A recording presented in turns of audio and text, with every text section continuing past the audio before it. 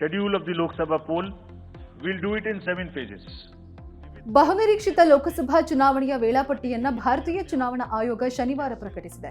ದೇಶದಾದ್ಯಂತ ಲೋಕಸಭೆ ಚುನಾವಣೆಯು April 19ರಿಂದ June 1ರವರೆಗೆ 7 ಹಂತಗಳಲ್ಲಿ ನಡೆಯಲಿದೆ. ಜೂನ್ 4ರಂದು ಫಲಿತಾಂಶ ಪ್ರಕಟವಾಗಲಿದೆ. ದೇಶದಲ್ಲಿ ಸುಮಾರು 97 ಕೋಟಿ ಮತದಾರರಿದ್ದಾರೆ. 49.7 ಕೋಟಿ ಪುರುಷ ಮತದಾರರು, 47.1 ಕೋಟಿ ಮಹಿಳಾ ಮತದಾರರು ಇದ್ದಾರೆ. 1.8 ಕೋಟಿ ಮತದಾರರು ಮೊದಲ ಬಾರಿಗೆ ಮತ ಚಲಾಯಿಸಲಿದ್ದಾರೆ.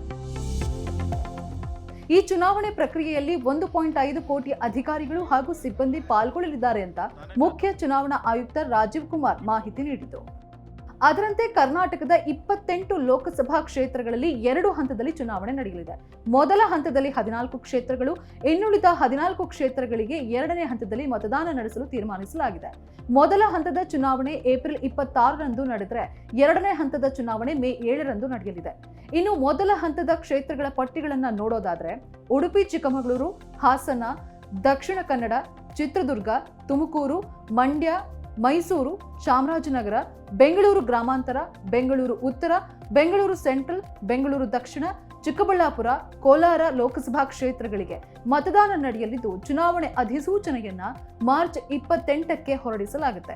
ಇನ್ನು ನಾಮಪತ್ರ ಸಲ್ಲಿಕೆಗೆ ಏಪ್ರಿಲ್ 4 ಕೊನೆ ದಿನವಾಗಿದ್ದು ನಾಮಪತ್ರ ಪರಿಶೀಲನೆ ಏಪ್ರಿಲ್ 5ರಂದು ನಡೆಯಲಿದೆ.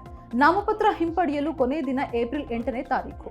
ಮತದಾನ ದಿನಾಂಕ ಏಪ್ರಿಲ್ 26 ಹಾಗೂ ಫಲಿತಾಂಶ ಜೂನ್ 4ರಂದು ಪ್ರಕಟವಾಗಲಿದೆ. 2ನೇ ಹಂತದ ಕ್ಷೇತ್ರಗಳು ಚಿಕ್ಕೋಡಿ, ಬೆಳಗಾವಿ, ಬಾಗಲಕೋಟೆ, ವಿಜಯಪುರ, ಕಲಬುರಗಿ, ರಾಯಚೂರು, ಬೀದರ್, ಕೊಪ್ಪಳ, ಬಳ್ಳಾರಿ, ಹಾವೇರಿ, ಧಾರವಾಡ, ಉತ್ತರ ಕನ್ನಡ, ದಾವಣಗೆರೆ, ಶಿವಮೊಗ್ಗ ಲೋಕಸಭಾ ಕ್ಷೇತ್ರಗಳಿಗೆ 2ನೇ ಹಂತದಲ್ಲಿ ಮತದಾನ ನಡೆಯಲಿದ್ದು ಅಧಿಸೂಚನೆಯನ್ನ ಏಪ್ರಿಲ್ 12ರಂದು ಹೊರಡಿಸಲಿದ್ದು ನಾಮಪತ್ರ ಸಲ್ಲಿಕೆಗೆ ಕೊನೆ ದಿನ ಏಪ್ರಿಲ್ 19ನೇ ತಾರೀಕು. ಇನ್ನು ನಾಮಪತ್ರ ಪರಿಶೀಲನೆ ನಡೆಸಲು ಏಪ್ರಿಲ್ 20 ಅವಕಾಶ ಕಲ್ಪಿಸಲಾಗಿದ್ದು ನಾಮಪತ್ರ ಹಿಂಪಡೆಯಲು ಏಪ್ರಿಲ್ 22 ಕೊನೆ ದಿನ. 2ನೇ ಹಂತದ ಚುನಾವಣೆ ಮೇ 7ರಂದು ನಡೆಯಲಿದ್ದು ಅದರ ಫಲಿತಾಂಶ ಜೂನ್ 4ಕ್ಕೆ ಪ್ರಕಟಗೊಳ್ಳಲಿದೆ.